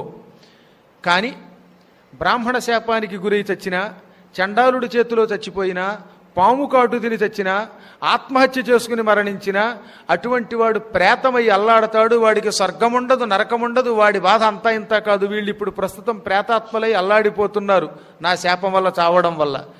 వీళ్ళ భస్మరాశుల మీద గంగానది ప్రవహిస్తే వీళ్ళకి శుభం కలుగుతుంది, వీళ్ళందరూ స్వర్గానికి వెడతారు, లేదా వీళ్ళకి గతులుండవు అనగానే ఆయన గుర్రాన్ని తీసుకువెళ్ళి తాతగారికి ఇచ్చి, ఇక యజ్ఞం ఎలాగో అయిపోయింది, పాపం మా పెద్దలంతా నానాయాతన పడుతున్నారు, గంగని తీసుకొస్తాను అని తన కొడుక్కి పట్టాభిషేకం చేసి గంగానది కోసమని హిమాలయ పర్వతాలకు వెళ్ళి మహాతపస్సు చేశాడు. ఎంత తపస్సు చేసినా అతనికి గంగ ప్రత్యక్షం అవ్వలేదు, మధ్యలోనే అర్ధాంతరంగా చచ్చిపోయాడు. ఈ అంశుమంతుడికి ఒక కొడుకున్నాడు, వాడి పేరు దిలీపుడు. వాడు కూడా తపస్సుకు వెళ్ళాడు, వాడు మధ్యలోనే చచ్చిపోయాడు గంగని సాధించలేక. ఆ దిలీపుడికి ఒక కొడుకున్నాడు, వాడి పేరు భగీరథుడు. వీడు తపస్సుకు వెళ్ళాడు, మహాకఠోర తపస్సు, మొండి పట్టుదల అనమాట, అందుకే భగీరథ ప్రయత్నం అంటాం. ఆయన తపస్సు చేస్తే ఆ తపస్సుకి మెచ్చుకుని బ్రహ్మదేవుడు ప్రత్యక్షమయ్యాడు. బ్రహ్మ కోసం తపస్సు చేశాడు ఈయన, అందుకని బ్రహ్మ ప్రత్యక్షమై ఏం కావాలని అడిగాడు. నాకు గంగ కావాలండి, ఆ గంగ భూలోకంలో ప్రవహించి అక్కడ నుంచి పాతాళానికి వెళ్ళి మా పెద్దనాన్నలందరి మీద, కుప్పల మీద, భస్మరాసుల మీద ప్రవహించి వారికి మోక్షం ఇవ్వాలండి అన్నాడు.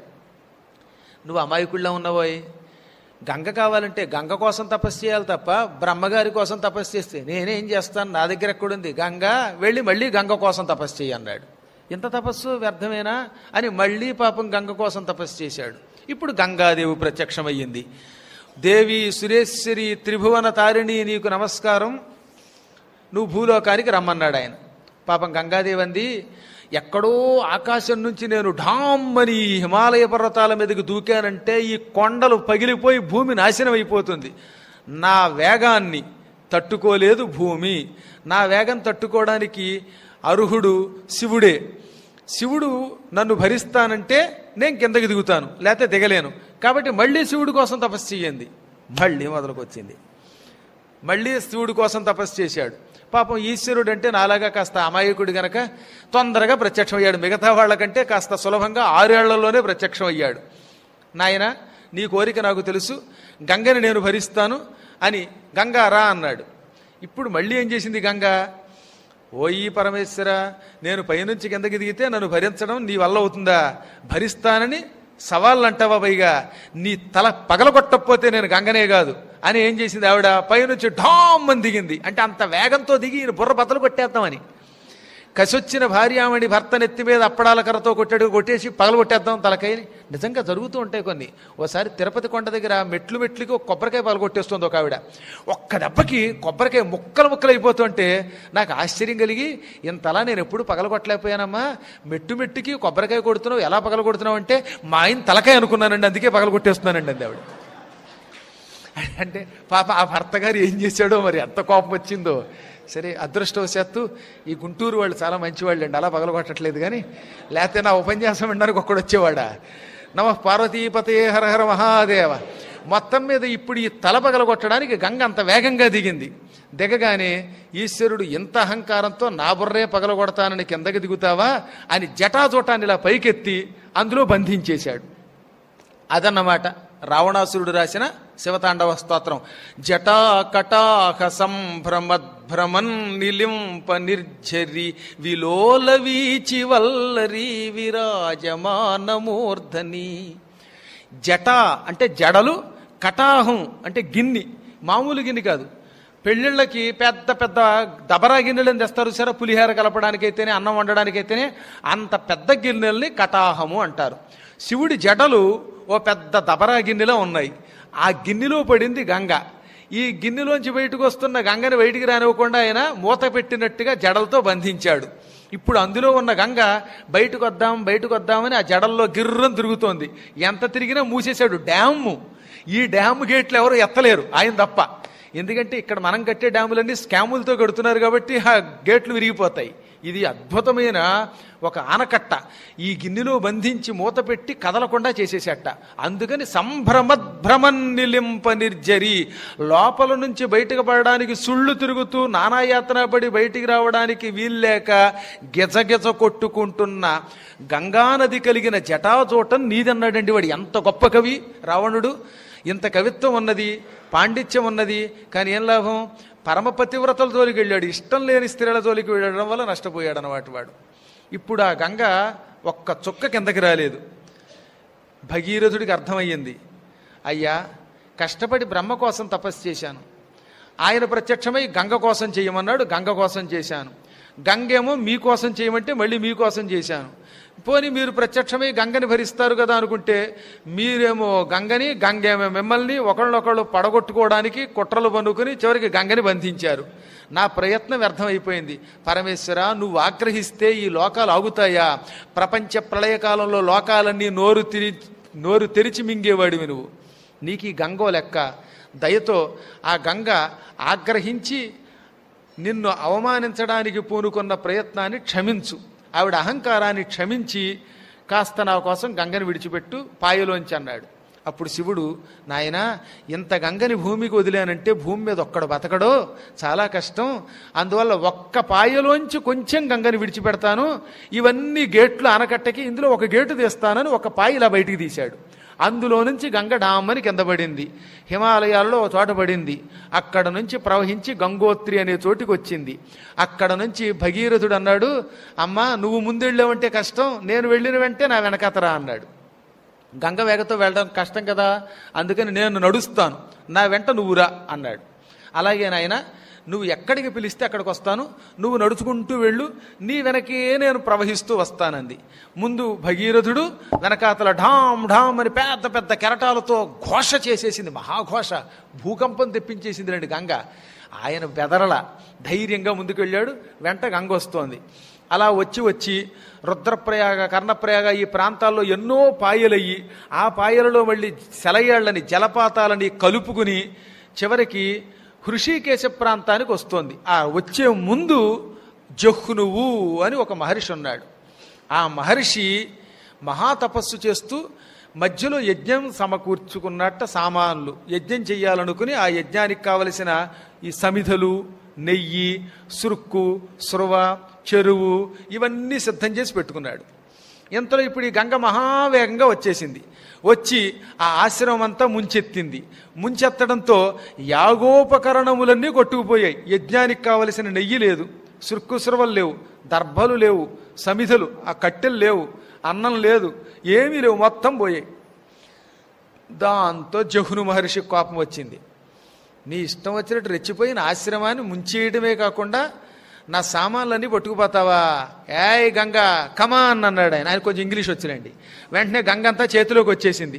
గుటుక్కుని మింగేశాడు, మొత్తం గంగంతా తాగేశాడు. ఇప్పుడు ఇంతలో భగీరథుడికి వెనక వైపు ఢామ్ ఢామ్ అనే శబ్దాలు వినపట్టం లేదేమిటి అని అనుమానం వచ్చి వెనక్కి చూస్తే అసలు ఎక్కడ నేలంతా ఎండిపోయింది. వేసవకాలంలో గుంటూరు నడిబొడ్డులో ఉందన్నమాట. ఓరు నాయన, ఒక్క చుక్క నీరు లేదేమిటి అనుకుని అప్పుడు ఆయనకు అనుమానం వచ్చి జహ్ను మహర్షి ఆశ్రమానికి వెళ్ళి, అయ్యా గంగాదేవి మీ ఆశ్రమాన్ని ముంచెత్తింది, ఆ కోపంతో మీరు గంగను తాగేశారా అన్నట్ట. అవునన్నాడు ఆయన. మహాత్మా, నానాయాతన పడి ఎన్నో ప్రయత్నాలు చేసి గంగని ఇక్కడికి దాకా తీసుకొచ్చాను, మధ్యలో మళ్ళీ మీరు తాగేశారా? ఇంకా మీలాంటి వాళ్ళు అంతమంది తగులుతారో, బాబు పుణ్యం ఉంటుంది, ఆ గంగని విడిచిపెట్టండి అని తన కథ అంతా చెప్పాడు. పాప ఆయనకి జాలేసి, సర్లే నోట్లోంచి గంగని వదలకూడదు, ఎంగిలైపోతుంది, అది మహాపాపం, ఆ గంగలో మీరు స్నానం చేయకూడదు, అందువల్ల తాగిన నోటితో విడిచిపెట్టను అని కుడి చెవిలోంచి విడిచిపెట్టాడు. అది ఎంత గొప్ప అండి అసలు. ఆయన నోట్లోంచి తాగి చెవిలోంచి విడిచిపెట్టాట. శుక్రాచార్యుడికి ఆ శక్తి ఉండేది. ఆయన ధూమపానం చేసి పొగ తాగి ఆ పొగని చెవుల్లోంచి విడిచిపెట్టేవాట. అది దేవీ భాగవతంలో చెబుతారు. ఈయన చెవిలోంచి నీరు విడిచిపెట్టాడు. ఆ నీరు మళ్ళీ నేల మీద పడింది. జహ్ను మహర్షి నుంచి పుట్టింది గనక జాహ్నవి అని పేరు వచ్చింది. అప్పటి నుంచి గంగకి జాహ్నవి అని పేరు వచ్చింది అనమాట. కాబట్టి జాహ్నవి అంటే గంగ జహ్నువు యొక్క చెవిలోంచి పుట్టిందనమాట. ఇప్పుడు మళ్ళీ వెంట వచ్చింది. బిందువు అనే సరస్సులో పడి 7 పాయలయ్యింది. అందులో 3 పాయలు సీత, సుచక్షువు, సింధువు. ఈ 3 పాయలు తూర్పు దిక్కుకి వెళ్ళిపోయాయి. 3 పాయలు పావని, హ్రాదిని, నళిని. ఈ 3 పాయలు పడమర దిక్కుకి ప్రవహించాయి. 7వ పాయ భాగీరథీ గంగ, భగీరథుడి పేరు మీదుగా ఆయన వెంట హృషికేశమని, హరిద్వారమని ఇవన్నీ దాటి ప్రయాగ క్షేత్రానికి వచ్చి అప్పటికి ఇంకా యమునా నది లేదు, అనేకమైన వాటిని కలుపుకుంటూ కాశీ గుండా ప్రవహించి చిట్ట చివరికి మగధ సామ్రాజ్యం మీదుగా వెళ్ళి వంగదేశం గుండా వెళ్ళి, ఇదిగో చుట్టూత భూమిని తవ్వేశారే, అప్పటికింత సముద్రం లేదని చెప్పానుగా, ఆ సముద్రం తవ్వేసినటువంటి పాతాళం గుండా వెళ్ళింది, ఈ భూమి గుండా వెళ్ళి పాతాళానికి ప్రవహించింది. అప్పటిదాకా అక్కడక్కడక్కడ కొంచెం కొంచెం చుక్కల కింద మిగిలి ఉన్న సముద్రుడు ఈ గంగని కలుపుకుని మహాసముద్రమై చుట్టూ ప్రవహించడం మొదలుపెట్టాడు. ఆ తర్వాత ఈ గంగ పాతాళానికి వెళ్ళి పాతాళ లోకంలో భోగవతీ నగరంలో అత్యద్భుతమైన త్రిపథగా అనే పేరుతోటి ప్రవహిస్తూ అక్కడ వైతరణిగా, త్రిపథకగా, భోగవతిగా అనేక నామాలతో పిలువబడుతూ ఈ చచ్చిపోయినటువంటి సగరుడి కొడుకుల భస్మముల మీద ప్రవహించింది. దాంతో ఆ భస్మాల్లో ఉన్న వాళ్ళందరికీ ప్రేతత్వం పోయి దివ్య రూపం ధరించి భగీరథ నీకో నమస్కారం నాయన, నువ్వు లేకపోతే మేము నరకం అనుభవించేవాళ్ళం అని దీవించి స్వర్గానికి వెళ్ళిపోయారు. కపిలుడు కూడా ఆయన ఆశీర్వదించాడు. అప్పుడు బ్రహ్మ ప్రత్యక్షమయ్యి, ఓయి భగీరథ, నీ అంత గొప్ప ప్రయత్నం చేసిన వాళ్ళు ఈ చరాచర జగత్తులో ఎవరూ లేరు. నీ అపూర్వ ప్రయత్నంతో స్వర్గం నుంచి, మర్త్యలోకం నుండి పాతాళలోకం వరకు వెళ్ళింది గంగ. 3 మార్గములలో ప్రవహించిన ఈ గంగ త్రిపథగా స్వర్గమర్త్య పాతాళ లోకములలో ప్రవహించినది అని పేరు పొందుతుంది. స్వర్గలోకంలో మందాకినిగా, భూలోకంలో భాగీరథిగా, పాతాళంలో భోగవతిగా, వైతరణిగా అనేక నామములతోనూ పిలువబడుతుంది. చాలా నామాలు పురాణాల్లో ఎన్నో చెప్పారు దానికి. ఈ నదిలో నువ్వు కూడా స్నానం చెయ్యి. స్నానం చేస్తే నీకు మోక్షం వస్తుంది. గంగా తరంగ రంగ దభంగ తుంగ మంగళ చిర కీర్తి మహితుండవగుము అని బ్రహ్మ ఆశీర్వదించినట్టుగా రంగనాథ రామాయణంలో ఉంటుంది ఈ పదం ద్విపద కావ్యంలో. గంగా తరంగములు ఎంతకాలం ఉంటాయో వాటికి మంగళమైన కీర్తి భూమి మీద ఎంతకాలం ఉంటుందో అంతకాలం నీ పేరు ఉంటుంది, నువ్వు బ్రహ్మలోకానికి పోతావు అనగానే స్నానం చేసి ఆయన బ్రహ్మలోకానికి పోయాడు.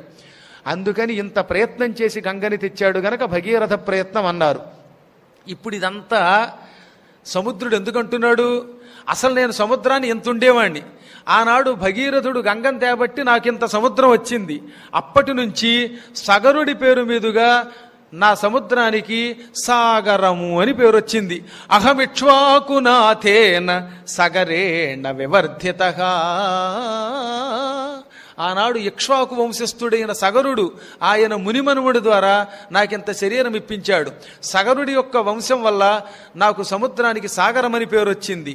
ఇంత సాగరాన్ని జలాన్నిచ్చి, ఇంత కళేబరమిచ్చి, ఇంత కీర్తి తెచ్చిపెట్టిన ఆ సగరుడి వంశంలో పుట్టిన రాముడి పని మీద పెడుతున్న హనుమంతుడికి ఉపకారం చేయకుండా ఎలా ఉంటాను? ఓరి నాయన, అసలు ఉపకారం చేయడానికి ఇంత ఆలోచన. ఎక్కడ సగరుడు, ఎక్కడి రాముడు, మధ్యలో ఎన్ని తరాలు, 10 తరాలు ఉన్నాయి. అయినా ఆ రాముడికి సాయం చేయాలి. పోనీ డైరెక్ట్గా రాముడికి కూడా కాదు, రాముడి పని మీద పెడుతున్న హనుమంతుడికి సాయం చేయాలి. ఇది మహాత్ముల లక్షణం, ఇది కృతజ్ఞత.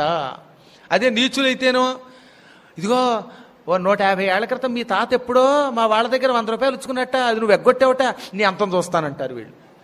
అసలు ఏమన్నా అర్థం ఉందా? వాడు ఎవడో ఏమిచ్చాడో కూడా తెలియదు మనకి. పాతవి తనువుకుంటారు అజ్ఞానులు. జ్ఞానులు ఎంత ఉపకారం చేస్తే ఎన్ని తరములైనా కృతజ్ఞతని ప్రకటిస్తారు. రాముడంటేనే కృతజ్ఞత కలిగిన వాడు. అసలు ఆ వంశంలో ఆ మహానుభావులు అందరికీ కృతజ్ఞత. అందుకే వారి పేరు చెబితే పంచభూతాలకు కూడా కృతజ్ఞత వస్తుంది. నేనేమైనా ఈ రామచంద్రుడి యొక్క పని మీద వెడుతున్న హనుమంతునికి నేను సాయం చెయ్యవలసిందే. ఎలా చెయ్యాలి? హనుమంతుడు 100 యోజనముల దూరం ఏకధాటిగా ఎగురుతున్నాడు. ఇప్పటికింకా 30 యోజనాలు వచ్చాడు. 70 యోజనాలు ఎగరాలి. ఎగిరేవాడికి అలసట ఉంటుంది, ఆయాసం వస్తుంది, దాహం వేస్తుంది, ఆకలి వేస్తుంది. ఇప్పుడు ఈ హనుమంతుడికి కొంచెం మంచినీళ్ళు ఇచ్చి ఫలహారం పెట్టి విశ్రాంతి తీసుకున్నాక పంపించామంటే మళ్ళీ బలం వచ్చి పెడతాడు అనుకుని, మరి విశ్రాంతి ఇవ్వాలంటే ఎవడుండాలి? ఆయనలో ఒక కొండ ఉన్నది. వాడి పేరు మైనాక పర్వతం. చాలా గొప్ప పర్వతం అది. ఈ మైనాక పర్వతం మామూలు పర్వతం కాదండి బాబు, చాలా గొప్ప పర్వతం. పార్వతీదేవికి అన్నగారు ఆయన. హిమవంతునికి 16,000 మంది కొడుకులు ఉన్నారు. ఆ 16,000 మందిలోనూ పెద్దవాడు మైనాకుడంటే. ఆఖరణ పార్వతీదేవి పుట్టింది. ఒకప్పుడు ఈ మైనాక పర్వతానికి సముద్రుడు చాలా రక్షణ కూడా ఇచ్చాడు. అందుకని ఆ మైనాక పర్వతం దగ్గరకు వచ్చి, నాయనా మైనాకమా, నువ్వు చాలా గొప్ప పర్వతానివి, తిర్యక్కు ఓర్ధ్వం అధశ్చైవ శక్తిస్తే శైలవర్ధితుం తస్మాత్ సంచోదయామి త్వాం ఉత్తిష్ఠ గిరిసత్తమా. ఓ పర్వతోత్తమ, నువ్వు పక్కలకి ఎదగలవు, పైకి ఎగరగలవు, కిందకి శరీరాన్ని పెంచగలవు. మిగతా వాళ్ళలా కాకుండా నీకు అనేక విద్యలు ఉన్నాయి. ఈ విద్యలతో ఇలా పెరిగిపోగలవు, అలా పైకి పెరగగలవు, కిందకి పెరగగలవు, ఎక్కడికైనా ఎగరగలవు, తరగగలవు. అందుకే నేను నిన్ను ప్రేరేపిస్తున్నాను. లే, నా సముద్రంలో ఉన్న మైనాక పర్వతమా, నీటిలో నుంచి నువ్వు పైకి లేవలసిన అవసరం వచ్చింది. నాకు ఒక మంత్రి కార్యక్రమాన్ని నిర్వర్తించాలి. ప్రస్తుతం నువ్వు నా మంత్రివి. నేనేం చెప్పినా అది చెయ్యవలసిన బాధ్యత నీది. ఎవరైనా సమయమునకు మంచి పని చేస్తే వాళ్ళంతా పొగుడుతారు. అలా కాకపోతే సమయానికి చేయవలసిన పని చేయకపోతే ఛీ అంటారు. అందుకే ఇక్కడ ఏమన్నాడు, సతాం మన్యుముదీరయత్తు. మహాత్ములకు కోపం తెప్పించకూడదు, సమయమునకు మంచి పని చెయ్యాలి. ఏమిటిప్పుడు మంచి పనే అని నీవు అడగచ్చు. ఇదిగో చూడు, పైన హనుమంతుడు ఎగురుతున్నాడు. ఆ హనుమంతునికి మనం విశ్రాంతి ఇవ్వాలి. లే, నీళ్లలో నుంచి సలిలాత్ ఓర్ధ్వముత్తిష్ఠ తిష్ఠత్వేష కపిస్త్వయి అస్మాకం అతిథిశ్చైవ పూజ్యశ్చ ప్లవతాం వరహ. నీళ్లల్లో నుంచి రివ్వున పైకిలే. హనుమంతుణ్ణి కాసేపు నీ కొండ శిఖరం మీద కూర్చోమను. అతడు మనకి అతిథి. చెప్పా పెట్టకుండా వచ్చేవాడిని అతిథి అంటారు. హఠాత్తుగా వచ్చేయాలి. తిథివార నక్షత్రాదులు చూడకుండా హఠాత్తుగా వచ్చే మహాత్ములు ఎవరైనా అతిథులే. మేము వస్తున్నాం బాబోయ్ అని ముందే చెప్పొస్తే అభ్యాగతుడు. 40 రోజులు ఉపన్యాసం ఉన్నదని బ్యానర్ కట్టాక వస్తే అభ్యాగతుడు. అలా కాకుండా చెప్పకుండా హఠాత్తుగా వచ్చేస్తే అతిథి అన్నమాట. ప్రస్తుతం నేను అభ్యాగతుణ్ణి అయినా ఒకటి అనుకోండి, మనకి ఎవడైనా ఒకటే. అభ్యాగత స్వయం విష్ణు అన్నారు. అందుకే ఇప్పుడు అతడు వస్తున్నాడు అతిథి, అతన్ని పూజించాలి. ఇది మన ధర్మము. నీకు తెలుసు, ఒకప్పుడు నీకు రెక్కలు ఉన్నాయి. అప్పుడు నిన్ను ఇంద్రుడు పడగొట్టబోతుంటే ఇందులో దాక్కోమన్నాను, దాక్కున్నావు. నేను నీకు ఆనాడు రక్షణ ఇవ్వకపోతే ఇంద్రుడి వల్ల నీ రెక్కలు తెగేవి. నువ్వు ఎక్కడివాడు అక్కడే భూమి మీద ఇరుక్కుపోయేవాడివి. పైగా ఇంద్రుడు నిన్ను ఒక మహత్తర కార్యక్రమానికి ఇక్కడ నిలబెట్టాడు. పాతాళలోకానికి బలిచక్రవర్తిని విష్ణుమూర్తి పంపి అతనితో పాటు సైన్యాన్ని కూడా పంపించేశాడు. బలి, నీతో పాటు నీ సైన్యాన్ని కూడా పాతాళానికి పట్టుకుపో అన్నాడు. అప్పుడు బలిచక్రవర్తితో పాటు సైనికులంతా రాక్షసులంతా పాతాళానికి పోయారు. పాతాళం నుంచి తిరిగి పైకి రాకుండా, వాళ్ళ వల్ల తనకి ముప్పు రాకుండా ఉండడానికి ఇంద్రుడు నువ్వు సముద్రంలో పడిపోతే నీ జోలికి రాలేదు. అప్పటి నుంచి పాతాళం నుంచి భూలోకానికి వచ్చే మార్గాన్ని సముద్రంలో పూర్తిగా ఆవరించి కప్పేశాడు ఈయన, ఓ డోర్లాగా, ఓ తలుపులాగా. అందుకే పాతాళలోకం నుంచి రాలేకపోతున్నారు ఇప్పుడు వాళ్ళు. నువ్వేం చేస్తావు? అడుగునే ఉండి పైకి శరీరాన్ని పెంచు. రాక్షసులు బయటికి రాకుండా ఆ మార్గాన్ని నిరోధించి నువ్వు ఎటు కావాలంటే అటు వెళ్ళగలవు గనక పైకి లేచి హనుమంతుణ్ణి కాసేపు కూర్చోమను నీ శిఖరం మీద. నీ శిఖరం మీద రకరకాల ఫలవృక్షాలు ఉన్నాయి, రసాలాలు, తియ్య మామిడి చెట్లు ఉన్నాయి, మామిడి చెట్లు ఉన్నాయి, ఇంకా రకరకాల వెలగ చెట్లు ఉన్నాయి, మామిడి చెట్లతో పాటు నేరేడు చెట్లు ఉన్నాయి, ద్రాక్ష ఫలాలు ఉన్నాయి. ఈ పళ్ళన్నీ తియ్యని పళ్ళు అంటే హనుమంతుడికి ఇష్టం. ఆ పళ్ళు ఆయనకి పెట్టు. నీ కొండ మీద సెలయేళ్లున్నాయి, జలపాతాలు. అవన్నీ చక్కని నీటినిస్తాయి. చల్లగా హాయిగా అమృతంలో ఉండే నీరుందిట ఆయన మీద. ఆ జలపాతాల నీరు ఆయన్ని తాగమను. తిండి తిని మంచినీళ్లు తాగి కొంత విశ్రాంతి తీసుకుని అలసట తీర్చుకుని తిరిగి వెడతాడు. అనగానే వెంటనే మారు మాట్లాడక తప్పక నేను సాయం చేస్తాను అని టక్కన నీళ్లలో నుంచి పైకి లేచాడు మైనాక పర్వతం. పార్వతీ సోదరుడు హిరణ్యనాభో మైనాకో నిశమ్య లవణాంభస ఉత్పపాత జలాత్వర్ణం మహాద్రుమలతాయుత. పెద్ద పెద్ద చెట్లతోటి, ఆ చెట్లకు చుట్టుకొని ఉన్న తీగలతోటి, ద్రాక్షాది ఫలాల తీగలతోటి, పువ్వుల తీగలతోటి, మంచి మామిడి చెట్లతోటి, మద్ది చెట్లతోటి, లొద్దుగు చెట్లతోటి, అర్జున వృక్షాలతోటి, ఇంకా అనేక సెలయేళ్లతోటి ఉన్న బంగారపు రంగులో మెరిసిపోతున్న శిఖరములతో ఉన్న మైనాకుడు పైకి లేచాడు. మైనాకుడు అంటే బంగారు కొండే, వాళ్ళ నాన్నగారిలాగా. టిక్కని నీళ్లలోంచి పైకి లేచాట పెద్ద శబ్దం చేసుకుంటూ. అది ఎలా ఉన్నది అంటే, ససాగర జలం భిత్వా దీప్తరశ్మిర్దివాకరః యథా జలధరం భిత్వా దీప్తరశ్మిర్దివాకరః. మేఘములలో నుంచి కిరణములతో బయటకు వస్తున్న సూర్యుడిలో ఉన్నాడు ఈయన.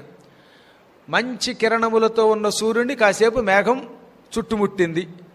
సూర్యుడిని చుట్టుముట్టిన మేఘాన్ని చీల్చుకుని కిరణములతో సూర్యుడు ఎలా వస్తున్నాడో అలాగా నీళ్లల్లో నుంచి తన బంగారపు కిరణములతో పైకొచ్చాడు. మేఘములో నుంచి సూర్యుడు బయటకు వస్తున్నాడు అన్నట్లుగా సముద్ర జలంలో నుంచి మైనాక పర్వతం పైకొచ్చాడు. అది చూచాడు హనుమంతుడు. మహావేగంగా హుం హుం అని ఎగిరిపోతున్నాడుగా ఆయన. హాయిగా ఏ ఆటంకం లేకుండా నిరాతంకంగా లంకా నగరానికి పోదామనుకుంటున్న నాకు మధ్యలో ఈ గొడవ పెట్టరా అనుకున్నాడు ఆయన. ఆ ఉత్సాహంలో వెనక ముందు చూడలేదు. మధ్యే లవణతో యస్య విఘ్నోయమితి నిశ్చితః. ఈ ఉప్పు సముద్రంలో ఎవడో విఘ్నం ఆచరించడానికి ఎవడో రాక్షసుడు వచ్చుంటాడు, ఎవడో మాయావి అనుకుని ఒక్కసారి పెద్ద బలం కూడా చూపించలేదు ఆయన. హుమ్మని ముందుకు వెళ్ళాడు. సతముచ్ఛ్రితమత్యర్థం మహావేగో మహాకపి వరసా పాతయామాస జీమూతమివ మారుతః. మహావేగంగా వెళ్ళిపోయి మేఘాన్ని గాలి ఢీకొన్నట్టుగా ఢీకొన్నాడు. చూశారు ఎప్పుడన్నా ఆకాశంలో ఒక్కోసారి పెద్ద మేఘం వచ్చినప్పుడు తీరా పెనుగాలి వీస్తే ఈ గాలికి మేఘాలు చల్లాచెదరైపోతాయి, వర్షం కురవదు.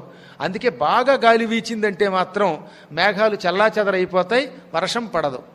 పెద్ద ప్రభంజనం మేఘాన్ని ఎగరగొట్టినట్టుగా హనుమంతుడు ఆ కొండ పైకి లేస్తూ ఉంటే తనకు అడ్డంగా వస్తూ ఉంటే ఈ వక్షస్థలంతో రొమ్ముతోటి ఎదురు రొమ్ముతోటి ఒక్కసారి ఇలా ఢీ కొట్టాడు. మళ్ళీ చేత్తోటో తలకాయతోటో కొట్ల ఈ వక్షస్థలంతో ఢీ కొట్టాడు. ఆ దెబ్బకి మైనాక పర్వతం శిఖరం పునాదులతో కదిలిపోయింది. తలకాయ విరిగినంత పని అయ్యింది. బండరాలు డబడబా దొల్లాయి, సెలయేళ్లు కిందకి ప్రవహించాయి, చెట్లు విరిగిపోయాయి. ఆయన అటు ఇటు కాసేపు ఊగిపోయాడు, గిజగిజలాడిపోయాడు. పెద్ద గాలికి కదిలిపోతున్న పక్షిలా అయిపోయాడు. సముద్రంలో కదిలి పడిపోతున్న నావలా అయిపోయాడు. విరిగిపోయి యుద్ధరంగంలో పడిపోయినటువంటి రథంలా అయిపోయాడు. ఓ మంచి బలవంతుడు కొట్టిన దెబ్బకి కళ్ళు తిరిగి కింద పడిపోయిన యోధుడిలా అయిపోయాడు. ఢామ్ అని కళ్ళు తిరిగాయి. ఆయనకి ప్రపంచమంతా గెర్రమంది, భూమి గుండ్రముగానున్నది అని అర్థమైంది. అంత దెబ్బ కొట్టాడనమాట. లాగ్ గోపు మీద కొట్టేట్టయిందనమాట. కళ్ళు తిరిగిపోయి అతి కష్టం మీద కోలుకుని, ఓరి నాయన, ఇదా హనుమంతుడి బలం అంటే? వక్షస్థలంతో కొడితే కొండంతా పిండైపోయింది. వీడు నిజంగా బలంగా కాలుతో ఒక తన్ను తనితే అలాంటి వాళ్ళు ఉంటారా? ఏమి బలం, ఏమి సాహసం, ఏమి వడి, ఏమి వేగం, ఓరి నాయనో అనుకున్నాడు. చావు దెబ్బతిన్నా సంతోషించట. ఎందుకో తెలుసా? చెప్పాక మీకు. ఆస్తి అంతా పోయింది ఒకడికి, కోర్టు చుట్టూ తిరిగి. ఆఖరణ ఆస్తి పోతే పోయింది, లా మట్టుకి తెలిసిందన్నాడు. అలాగా చావు దెబ్బ తింటేదన్నా కానీ హనుమంతుడి బలం తెలిసింది. ఎందువల్ల? ఎంత బలం ఉన్నవాడైతేనే లంకా నగరానికి వెడితే రావణుణ్ణి రాక్షసుల్ని జయించి వెనక్కి తిరిగి వస్తాడు. అంతేగాని కొండెదురు వస్తే దానికే తట్టుకోలేనివాడు ఇంకేం చేస్తాడు? కొండల్ని పిండి చేసేవాడు ఇంత బలవంతుడు కొడితే కొట్టాళ్లే, ఈ బలం ఉండడం నాకు అవసరం, ఇతడు తప్పక లంకా నగరానికి వెడితే తిరిగి రాగలడు, పనికిమాలినవాడు కాదు అని అర్థమైందనమాట. ఆ బలానికి అందుకు సంతోషించాడు. రామకార్యానికి వెళ్ళేవాడికి ఇలాంటి బలం ఉండాలి అని బ్రహ్మానందం పొందాడు. తక్కిన కథా విశేషాలతో మళ్ళీ రేపు యథాప్రకారంగా కలుసుకుందాం.